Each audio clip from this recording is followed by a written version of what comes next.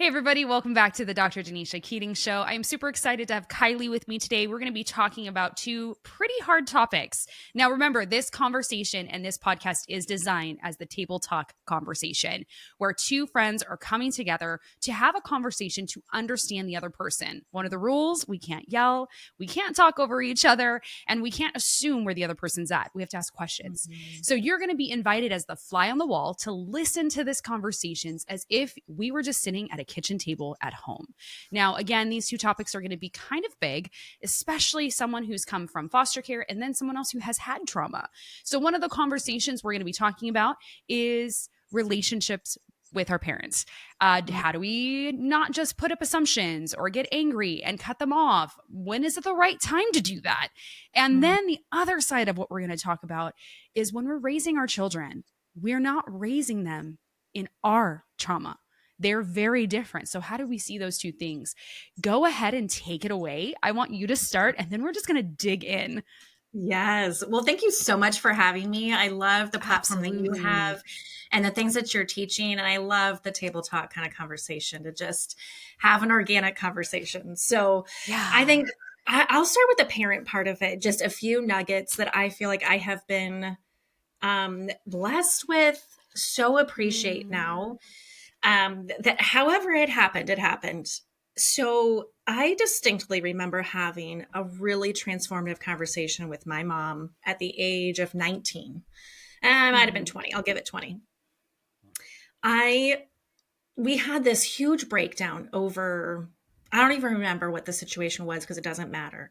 But what came out of that conversation was the best gift she could have given me. And we somehow were able to kind of relive my childhood in a couple of hours. Like, this was like a couple of hour conversation. And what I walked away with was my mom, because I was getting ready to move out. I remember what it was about, right? And we were really clearly having this distinction between, I'm no longer under your household. I am an independent person, but how are we going to have a relationship together?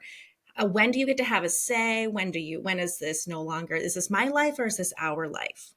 But how do we live together? Like, how are we going to continue to build a relationship and feel connected? And so we were able to kind of just somehow have this transformative conversation of like, here's what my mom thought she was doing to me as a kid. These are the things she was trying to do. Here's how I interpreted them, though. Like, there were some clear ways of like, okay, this is how we want to approach this relationship going forward. Here's how we need to mutually respect one another. Here's where I feel pressure. And one of the big things that I got out of it was, because I come from a very long line of opinionated people and very strong opinions. And I have a very strong opinion. And I think the way that I came in was like, if I bring you into this conversation, it's going to become your way instead of my way. And so I was making these decisions that are like, I can't include you in it because then I'm going to be persuaded. And so that in and of itself, right, is probably a huge dynamic of going from a kid to parent relationship to still a parent, but like a peer-to-peer. I needed to know that you were going to love and support me, even if you disagreed with what I was doing. And my mom wanted to still have a say in my life, right? And so that was, I guess, ultimately was like the conversation we were trying to have was like, how can you also have an input that you also reassure me of your love and acceptance for me to decide? Right. That was so huge for me. So I can continue on, but if you want to pause and ask any questions about that first. Let's pause here because I know someone's listening and going, oh, guys, it's not that easy. And on my side, it was not that easy. But the first thought that I have is that this isn't just with parents. This is with people, with conversations that are hard, is that sometimes we do ramp up the conversation in our head and we go, if I bring you into this, you're like, I feel that sometimes in conversation. I'm like, I can't bring you into this because I've already made a decision and I don't want you to change my mind. Yes. And I get that. Yeah. But then there's the part where you're not talking about this from a perspective of like your parents physically abusing you, they're mentally abusing you, they're emotionally trying to take you out. Like, this is not, you're not saying, hey, you need to do this regardless of how they're treating you. But you did come to the conversation and you said, Mom, like, I need to know, this is how my therapist put it for relationships. And I was like, I actually like this. I need to know where I start and end and where you begin, like, Yeah. and where you start and end in this new dynamic that we're in. And when I thought about that, like it was like a year ago, maybe not a year ago, but over the course of 2024, where that's where I've always really struggled with relationships, that I've always been like, well, I just have to give all the time. And she's like, Denisha, where do you start and end with this person? Yes. And I'm like, oh, that's a question. So Yeah. that's what you were saying, is like, you're establishing this conversation. Doesn't really matter who the role is, but you're establishing this conversation with someone and saying, where do I end and you begin? Yes. And that is very powerful when you're able to say, oh, I can make my decision and I'm not seeking your approval, but I do want to have a conversation in case you have some insight that can help me. Yes. But I'm not, and maybe even we need to go into the conversation of like, I'm not looking at you to help me change my mind. I'm just letting you know what I'm up to. Yeah. Because my mind's already made up. Yeah. I just want to have a conversation to make sure that I didn't miss anything. Yes. Now, on the opposite side, where for me, and I'll be very blunt and honest with people who are listening right now, is that conversation can only go so far with someone who's physically, emotionally, sexually, or financially abusive. Absolutely. When I say, you will not abuse me anymore, and they said, yeah, right. Like that there's no conversation to be had. Yes. And I have had that where many times, because some people know, some people don't, and I'm trying to be more honest, is I do not have relationships with my parents, and it is not because of the mistakes that they made raising me. It is because when I have sat down with them and I said, hey, if we are going to have a relationship going forward, I need to know I can trust your judgment. And that you will not put me or someone else I love in a horrible situation. And they've gone, no guarantees, sorry. And over time of giving them a chance, I've watched as they've actively said, yeah, I knew so-and-so was doing this, and this. And I allowed it to happen because what was I going to do to stop it? Yeah. And that's where I had to say, oh, okay. Yeah. You are not making good judgment choices, not past mistakes, current behavior. And then you go, what am I supposed to do? That's not healthy when someone is in there. And then you can have like the other issues of emotional, mental illnesses, and that makes it more complicated. But you're talking about a more simplified conversation of just like, hey, let's start that conversation. And if that person is not trustworthy, what you're not saying, and I want to make sure I hear this part, you're not saying, yeah, you should just accept who they are and just kind of just know that that's how they are. Are you actually saying like it needs to be like, okay, no, this needs to be safe? Yes, absolutely. And I think I love the distinction. And I think that's very powerful. And I think even how you brought it up is like, this is a lot of relationships. This is like our security to still like, and especially when you're coming from trauma, you've come from this situation where people have not respected your boundaries, even taught you healthy boundaries. They didn't even have healthy boundaries. Right. Like a lot of people though, that you're going to come in contact with, you got to, what you want at least is to learn how to have healthy relationships. And so in a healthy relationship, we're two secure-ish people, right? Like at least want to have a loving relationship. We're both wanting to grow in our love, because I think it's important too, that even like, okay, so me and my mom had this really great, coming to Jesus kind of moment to rediscover and redesign what our relationship was going to be. Like we both actively came to the table with that conversation that was like, okay, we got to figure out how we want to have a relationship in the future. Because if you want it to be a part of your life, there's some things that have to change. Like I had to be willing to then trust you, to let you in, to have a say in my life. And here's what I need from you, and here's what she needed from me. And so that is what really a healthy, respectful relationship can adult look relationship. like, an adult relationship. And it doesn't Yeah. mean it was perfect going forward. We both kind of fell into our own natural ways of being until we were really willing to continue. Like it was the beginning of a baby stepping process. Yeah. Yeah. And I so see I that. think for me, even that being like the foundation of what it was, Mm-hmm. I think what it looks like too, then I think even if you aren't able, you don't even have your parents any longer. They could have passed Mm-hmm. away, or the Right. relationships that were formative for you, whether you can or you can't go back and have this relationship. I Mm-hmm. think something that's really valuable, and I would love to hear what your thoughts are on this, is I think every step of the way being able to put ourselves in our parents' shoes or Mm-hmm. in other people's shoes. And when it's really more about them and what they were going through than it was what it meant about us, if that makes sense, right? Like, Mm-hmm. so as I've been a parent, I'm now a parent of a teenager. And I know Mm-hmm. how I feel, like how I'm being treated by my teen, what I'm feeling about what my teen is going through. Right.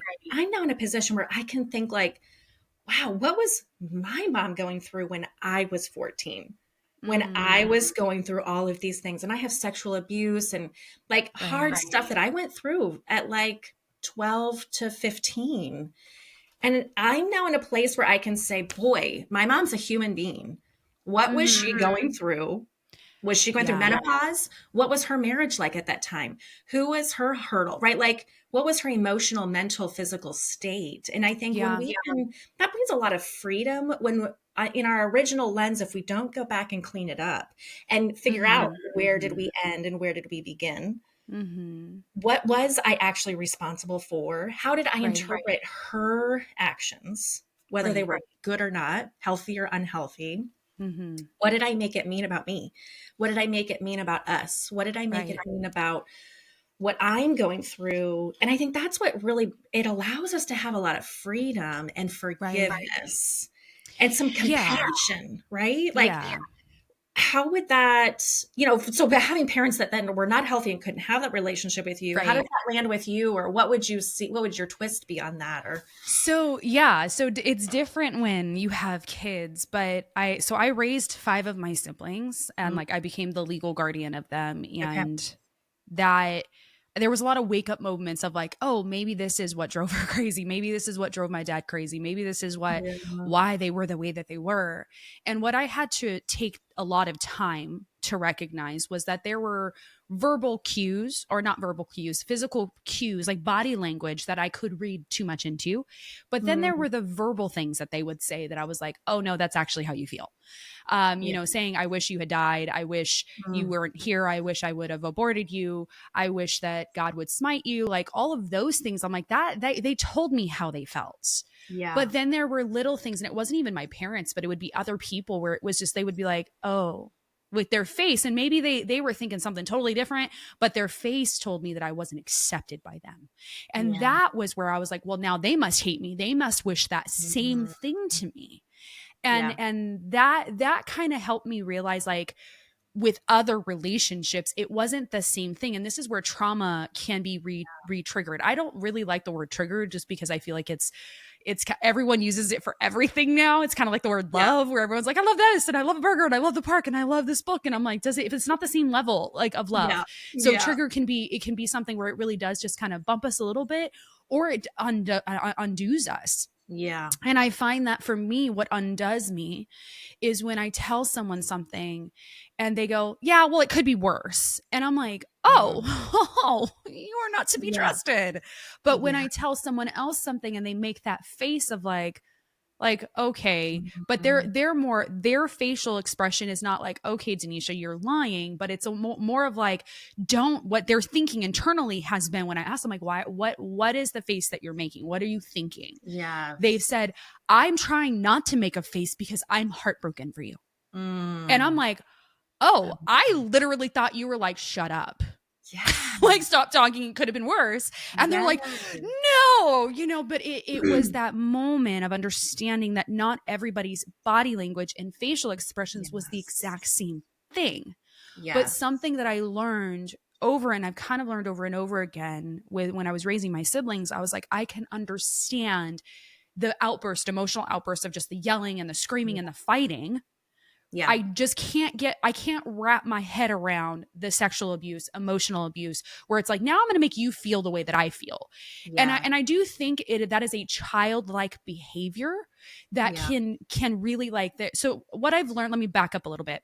Okay. What I've learned about trauma, which has really helped me go, oh, when someone experiences trauma, they typically end up at like, especially within childhood trauma, they stop emotionally growing until they can deal with it. So when they come into conflict, they're not the 30-year-old standing in front of you. They're the 5-year-old, the 10-year-old, the 12-year-old standing in front of you. So what do children do when if a middle school student, they bully? Like if they're mad, I'm going to bully you back. It's like, we have to be corrected in that. So then my brain was going, okay, so some of this is a trauma response, and then a lot of this is a learned response. You've learned that this is what to do. But then what I started to see that I was like, oh, I need to go to therapy, is that when we get the reaction out, when we get the emotion out of our body, sometimes it feels really good.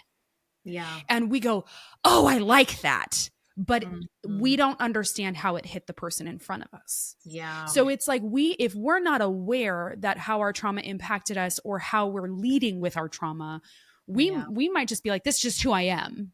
And I think that's where a lot of us stay, is we go, well, this is just who I am. This is just how I handle stress. This is just what I do. Like and then it becomes you did this to yourself.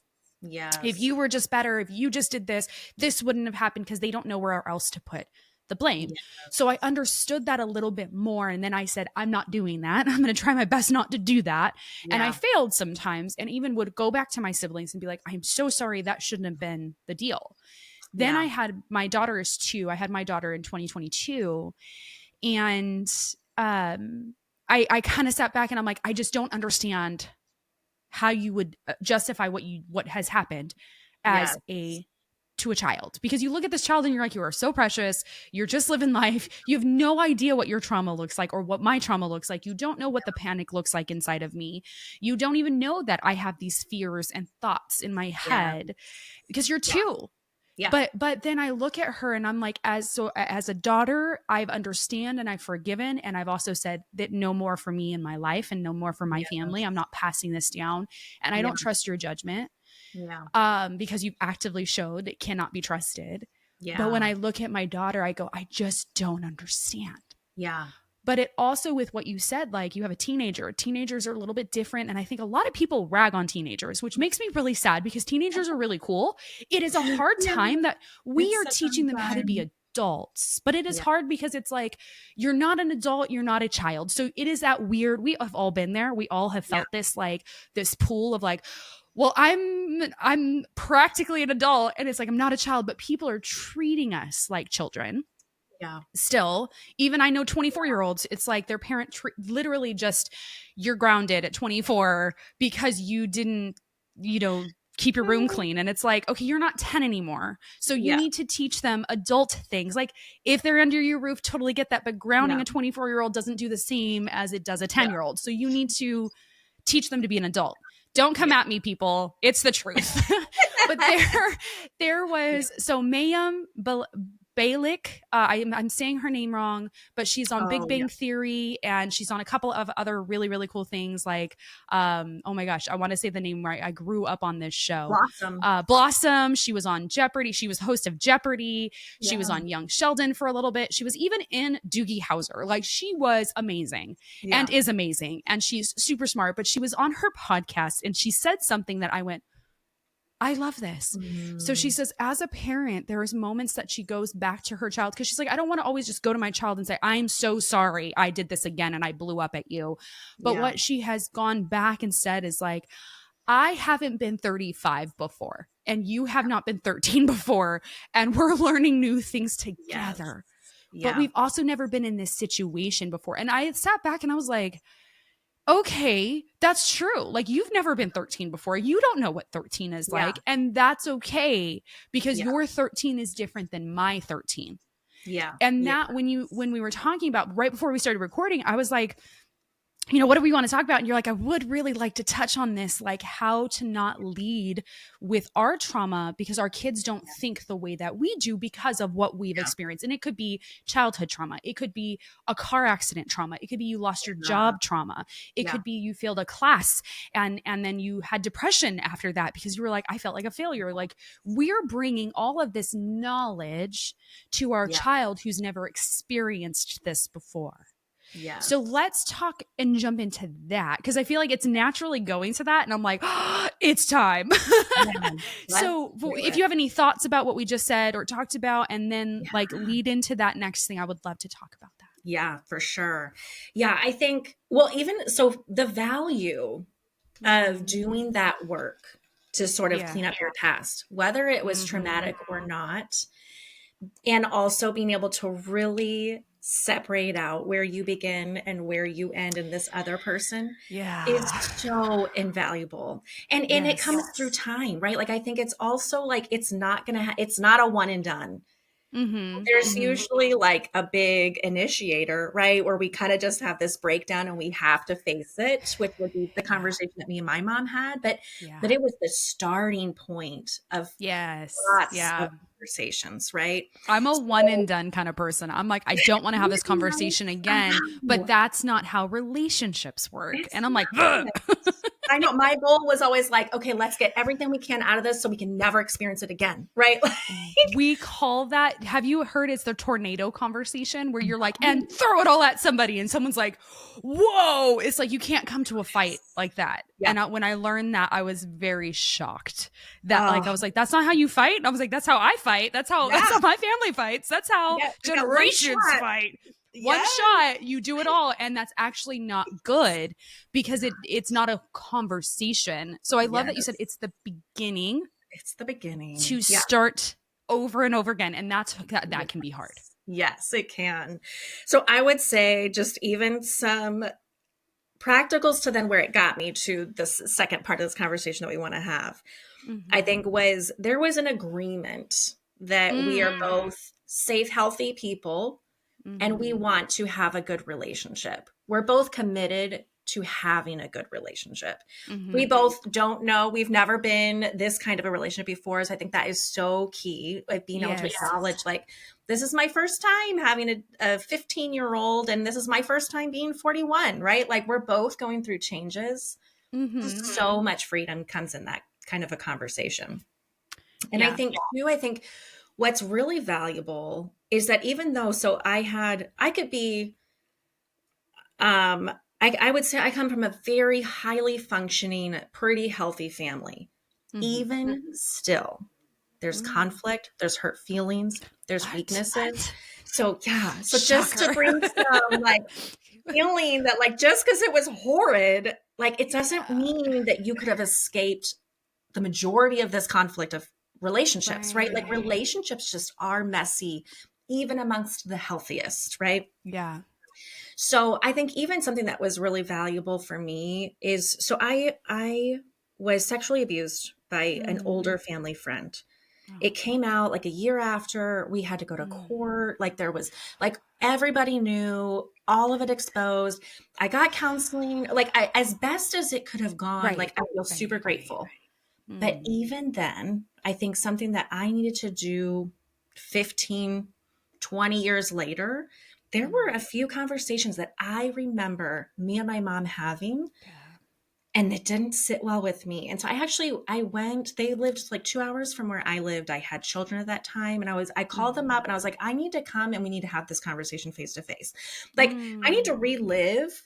And because I'm now in a space that I can hear what was your experience during that time. And I need to clear some things up, right? Like, you actually say this to me. Did we get this cleared up? And there was a specific conversation. It was kind of geared towards where my mom in the very beginning, when I confessed something, she sort of blamed me for something. Like I heard her say a form of this was your fault in the conversation. And so here's why it's so valuable to go back, if you have healthy people to do this with, is I brought it up to her and her memory, and I believe her, she's like, no, we actually had a session with your counselor I totally took that back. I apologized. Like, that's Yeah. not what But I meant. And yeah. we had a healing moment. We had a clarity, Mm, like in her world, right? But I completely forgot. I was, yeah. and if we can have some grace on ourselves, right? Like there was 1,000 things happening at that age, Yeah. right? At Yeah. 14, my memory, my perspective is Yeah. self-focused, right? And so Right. to be willing to consider the possibility that That I misinterpreted something, that I didn't hear what mm-hmm. was heard, or right, like the value of going back and clearing that up. Like your example with the face, Mm-hmm. right? Like, what's that face right now that you're making? Like, why are you making Yeah. that face? Instead of just, had I continued to go on and living life feeling like, boy, my mom still blames me for what happened way back when. Mm. What a shame, right? Like, Mm. what a sad thought that I would still be holding on to this memory that had like, and so either way, I didn't remember it. She did. And we got to relive it in that moment of, okay, it's cleaned Mm. up for me now. I can forgive and forget and move on. And it's not like it was a thought that was holding me captive and devastating me every day of my life. Right. But No, but it's it was thought. getting it was bumping you in a moment. And Yeah. what I there's two things that I heard you say that I really need someone to hear is the first thing you said, with healthy people to process Mhm. this with. And your mom was accepting of the conversation. Yes. So those two things are very key here, is that when someone, like from my experience, is that there was like, hey, this is what happened, and it's like, no, you're lying about all of it. And it's like, no, here's the freaking court paperwork that says not, that's not what happened. And they're, well, I don't remember that. And it's like, okay, this is not a situation. First off, the person is not accepting the conversation. So Yeah. this is not something that I would I would continue to pursue. I would just say, you know what? I am going to have my memory different. I'm Yeah. going to walk away from this. Yeah. And especially with sexual abuse, there's so much. Like there's a couple books that, if you're listening, The Body Holds the Score is one that you need to read. It talks about how trauma can impact, even when our brain forgets something, our body remembers. So in this moment, you had your body remember something, and then your brain goes, oh, yeah, that I want to talk about this. And then you invited her into a conversation, and she said, okay, I do remember it like this. But then she said, I'm sorry. Yeah. Not, I'm sorry you forgot. It's, I'm sorry. Yeah. Okay. And then the other thing is, at 14, because of what you were going through when it comes to sexual abuse or any type of abuse, sometimes our brain forgets a lot of things. Yeah. And this, you didn't go in blaming and being like, let me throw fists. You were just like, hey, this is not sitting well with me. Yeah. Can we talk about it? Yeah. And that's where the body and mind can sit. Like, you might need that again. We don't know. But my hope would be that there's the invitation that you give to someone, not just be like, hey, screw you, throw a rock at their face and walk away, but actually like, hey, this isn't sitting well with me. And then hopefully that other person says, let me engage in this conversation with you in kindness and love, and go, wow, that's not how I remember it. Yeah. And there's a few moments that I had to sit in and recognize for my own stuff, is that there were some conversations I wasn't even involved in. So I didn't know that they fought for me in the ways that they did. I did not know someone advocated on my behalf, but there's no notes in my file. There's no proof that someone did, because the face-to-face conversation that happened was very different. The apology never came. And so I had to get to a point of healing to say, one, I might never have a paper to be able to say, see. So I have to say, am I willing to let go of waiting for them to apologize and waiting for this conversation that could be so healing, but then so destructive if it's not with someone who's healthy. Yes. And that's where I had to say, you know what, because this is a destructive relationship, because this will not be a healthy conversation, I'm not going to engage, because I've tried before. It's not going to work. And there might be something spewing in their heart and their mind. It might be bringing up stuff. They might not remember what they said. And both my parents have said, I don't remember it that way. I blacked out. I don't remember. I never did that. I would never. And then it's like, here's the paperwork that shows that you did and you admitted to it. Yeah. But then they're like, well, I thought we were good because you stopped talking about it. And it's like, that's a whole, again, guys, a whole different story, a whole different situation. Yeah. Here, what was so healing, I think, for you is that one, you had already set up the boundary early to say, I would want to talk, I might want to talk about this later. This is where I begin and I end, and this is where you begin and you Yeah. end. I'm not coming at you and blaming you. Yeah. I'm just like, hey, I remembered this. And sometimes that happens is like we're brushing our teeth and all of a sudden a flashback happens and you're like, oh, that hurts. Yeah. That hurts a little bit. And so then being able to, in a healthy relationship, being able to have that conversation in the right time, in the right place, not when someone's leaving for the day, or like just like, hey, do you have some time tonight to talk about this? And then I think this is the other thing that I was kind of sitting back on, that I was like, oh, then there's this moment where your mom might need that conversation later to say, hey, now this is really impacting me. Can we talk about this? Because again, there's two people in this situation, child and parent at that time, and now adult to adult. And I think sometimes we want to be able to drop and be like, okay, I'm out. And we don't really want to hear back. So you were like, I had to be receptive of what she said. And I was like, oh, dang, I don't do that sometimes. Sometimes I'm like, nope, we don't get to coexist in our emotions. It's just me. And it's like, no, there's two of you. And there's two perceptions and there's two memories. And sometimes those will conflict, but both of you came to the table and said, let me hear you. And that's how a healthy relationship is formed and built, is two of you coming and saying, I want to hear you. I want, someone told me and my husband when we were engaged, is that the best thing for a marriage is to want your partner to win, not you. So when you go into a fight, you go, I want you to win. So because when you go in, I want you to win. I want to hear you. I want to know what you have to say. I want you to, I'm rooting for you to win. Versus if we came into the conversation and go, I want to win this conversation. I want you to go down. I want to see you on your knees crying. That doesn't help. So what you're saying is like, you came in going, hey, I actually want to know I want to hear you and where you were at and what. So you're coming in with, I want you to win, not beat me in this conversation, but I want to know you're going to come out on top. Yeah. And then you both end up on top because you both get to hear each other. I love that. So tell me more. I'm learning so much. I love it. Yeah. And I think the word I use is curiosity, right? Like when we can at least just choose to be curious about what the experience was like for the other person. Because you're like, it's a hard conversation, but I think we fear conflict. Yes. And then we want to avoid conflict, right? And so just because something's hard doesn't make it conflict, right? And so I think just not fearing, but when we have sort of these boundaries set in place, we have these baselines, an agreement of healthiness, and we're both ready for the conversation, is a great place. So I think it's good that you acknowledge those things. So I think because we went through all of these stages, I distinctly remember holding my firstborn. My mom came to stay with me to help care for her and to help me, which I so appreciated. And I felt like in that moment was the first moment that I actually really appreciated my mom. And I really understood, like, it just something clicked for me, as opposed to just being like egocentric and my world. And this is still, I'm an independent and I'm still the child. And okay, so we're still nurturing our relationship. But that I really saw my mom for all of the sacrifices that she's made and really appreciated being given to and being served by my mom.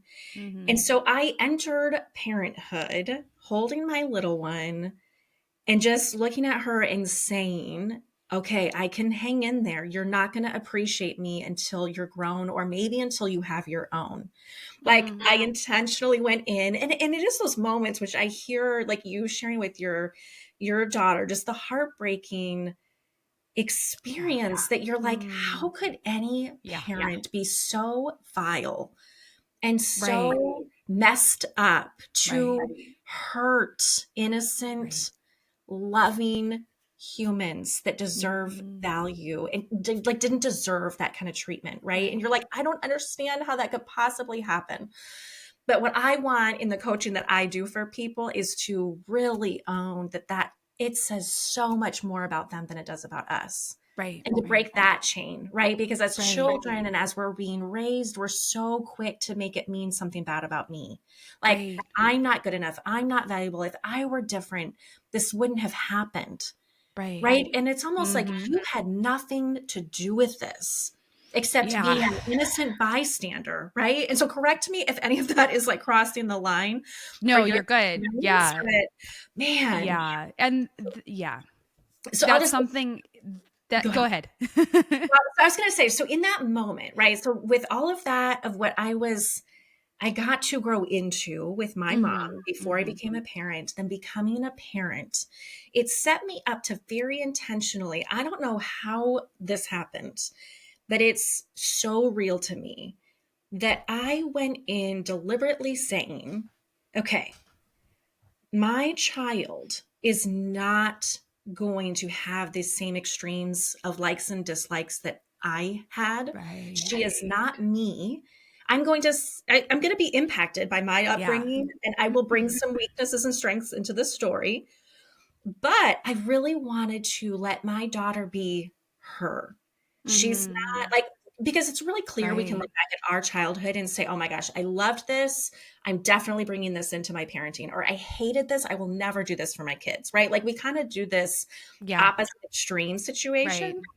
And I was like, okay, my child is not being raised by my parents. She's not in my household growing up. She's not going to have all the same fears. So let me not impose them on her. Let me not Mm. overreact and demand that this is how these are the things she's going to like. These are the things she's going to hate. Right. Right. And sort of let her be her own person. Like, let me get to know her on her path. Yeah. And then I hope that someday I will be given the opportunity, that I will be humble enough, like my mom was. I will Mm. be vulnerable enough and secure enough to Mhm. have that coming to Jesus conversation with my daughter someday when she's ready. Right. Right? Like, Yeah. and how do I, right? We will have broken some chains from my childhood, but inadvertently, I'm going to create new ones. Like, I'm Right. going to scar my child in some way. She's going to hate something that Not I did to her, intentionally. not Right. Right. intentionally. And so, how do I, at least my goal and my hope, because I'm still raising my kids and I have two of them, right? That Mhm. at some point that I will stay in that state where I'm willing to listen, I'm willing to take responsibility, Right. and we're also willing to build and nurture a relationship going forward. Right. So that has been, I feel like, invaluable. And I'm still in the story, so I don't know how it's going to end up, right? But hope of what I'm building That's towards, right? parenting. Of just, man, how do we Right. be along this journey and also allow her weaknesses and her strengths? Like, we can't protect our kids from making mistakes, and we can't protect them No. from not learning the same lessons the hard way that we did. Like, I think that's what's Right. so hard right now, even as teens, right? Is they have to wrestle. They're going through their hardships. Like, I want her to be as mature as I am now than Yeah. at 14, right? And I'm like, okay, you're not going to be like, I wasn't that mature at 14. Like, gosh, can I Right. give you a break? Like, can I Yeah. love you in your weaknesses now? Right. How do we come alongside and nurture that relationship? So, There's so many nuggets here. And one of the things that currently I'm working through, I was with my therapist on Wednesday. I had root canal last week, oof, and I have had panic attacks since because they had to hold me down because I got a panic attack on the table and they were like, you cannot move. ooh, And that has been part of my past trauma where it's like people held me down to hurt me. And so mm, I kind of like left and I was like, I'm fine. I'm fine. I'm tough. I can do this. And then the whole week I've had like massive, never before panic attacks. wow. And I went to therapy on Wednesday and I looked at my therapist and I was like, I was laying there and I realized that my body was telling me, my mind was like, I'm good. You're good. I don't know why I'm shaking. I don't know why I'm wanting to get up. I don't know why I'm fighting this. It's literally my body doing this and I'm safe. They're doing this to help my broken tooth that is literally has a hole in it. They have to fill it. This is not something I can just get away with. And I said, in past trauma, though, I was held down when I was saying no. And Mm, then I realized I was like, I kept telling myself like the last year and a half, I've had like these random anxiety attacks of fear of passing out. mm, And I was like, well, now I have my daughter. And like, if I pass out, will someone do right by her? Or are they not going to listen to me? mm, And I yeah. kept telling my therapist like the last year, I was like, I feel like I wanted to scream. And it was like, if I Mhm. was loud enough, and I've told myself that over and over and over again, because in my part of my story was literally like I had said things and my abuser, both my parents were like, yes, we did these things. And then they both got away with it. And it was like, nothing was ever done for me. And it was like, if I was loud enough, if I was this enough, and then I saw my file, I got my CPS file, and it literally shows just how loud I was. Every time they talked to me, I told them what was going on. And then they said, okay, thank you. Now you just need to be better toward your parents. Those things wouldn't happen. You wouldn't be abused in these ways if you were better to your parents. And I'm like, how does that work? And so I had taken on, and this is what we're talking about, is taking on that, like, everyone is out to get me. No one is safe. Everyone is going to hurt me. And it came down to like this thing of like, no one will listen to me and my voice. So I need to always be with someone else so they can speak for me. Because if I'm not listened to, if I'm not heard, I'm going to get hurt. And so there's this thing that happens in relationships for me, is that I go, oh, this is going to hurt. I'm out. I'm done. Yeah. I'm not going to communicate that. And that's not healthy to do. So then when I start to see a little inkling of what I knew as pain, my body's like, yep, we're done. Let's get out of here. And that is not how, that is a trauma response as a child versus the adult me going, hey girl, we're good. But having to work through that identity of like, okay, where do I communicate this so people know that I'm not okay? And I think what we do is where, if that is not a safe person to go to say, hey, what you said to me, the way that you held me down, even though it was for my good to get an immunization shot or dental work, it really hit me over here and emotionally bumped me on this.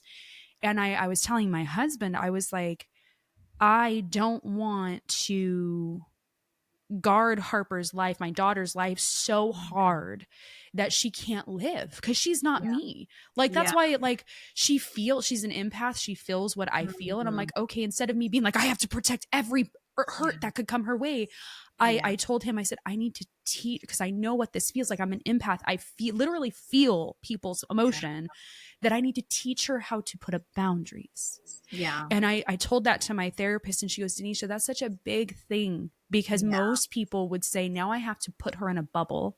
Yeah. Instead of, let me show her how to use this gift. Yeah. And when we look at our past trauma and we look at our kid, they don't have that same lens. And this is why I bring up all of that, is there's so many times that I've said, well, if I, and I had to get to the realization this last Wednesday that there was nothing, like you said it, there was nothing I could have done. I was a bystander. Yeah. And that is so much harder for us to accept when we've experienced any type of trauma. There was no amount of control. So my issue, I kept saying like it was because I wasn't heard, but the issue was I had no control. Yeah. There was no way I would have changed it.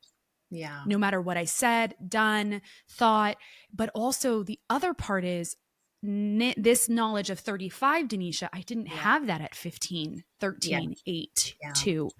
But now that I do, I can help other people avoid those things so that they don't have to have as much of those traumas live on, or that feeling of like, if I was. And it's so hard to sit there and just say, even if I had this knowledge today, even if I had the fight in me then, it didn't change my circumstance because I wasn't the one in control of it. Yeah. And that is so much harder to accept as truth than I could have just been louder. I could have controlled this. And that's where I think a lot of people who have experienced trauma want control. Yeah. And it's normal to have that control.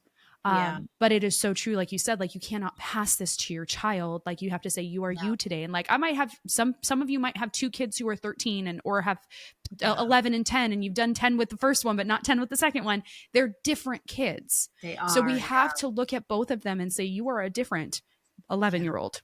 Yeah. You were 11 for the first time, even though I've been down this rodeo 1 time, 6 times, 15 times with other people. You are the first time you are 10. And again, I'm the age that I am, and we haven't done this together yet. So let's Yes. work through Yeah. that to teach Yeah. them how to be adults who can have that, building that relationship, to have Yeah. that healthy conversation. Because Yeah. one thing someone might be saying to themselves is like, that's great, cool, kudos, never for me. And it's like, Mhm. you might not have gotten this in your past relationships, but you can build this for future Yeah. relationships. Yeah. And I think that's such a huge Yeah. thing. Yeah. Is there anything else you would like to add before we end? The only thing that I was thinking as you're going, I think what is really challenging that I think has been the hardest part for me these last 2 years, right? So I've had so much healing, so much growth, so much mindset changes. I'm this life coach trying to help instill this in other women, right? Yeah. But the same as like me and my mom were two healthy people that chose to have this conversation. I think one of the hardest part of raising our kids is that then I still can't, like, my daughter has to actually choose to be a healthy person to have this conversation with me too. And We that's can't really choose that hard. for her. We can't control them. I can't control the lessons she's going to learn. And so I think that's Right. been the hardest part for me to again face my own fears, my own Yeah. insecurities. Again, how am I not interpreting her as like, how do I also let it mean something more about her than it does about me? Yeah. And keep nurturing that relationship. It's so painful, right? Like, Yeah. because we want better for them. And I can't make her learn these lessons, right? And I think part of Right. even whether it's her person, and I keep saying her because she's been the hardest one right now, right? Like, because I've got my son who's a different personality and they're going to have their She's not challenges. the hardest one. She's just different. She's at the hardest handling it stage too. different. The Yes. hardest, Yeah. the stages are, she's at a hard stage. Yeah. At a hard I don't want stage. people her to ever hear that and be like, Mom, Yes. it's like, no. It's a Thank hard stage. you. Teenager years is a hard stage for It's so them.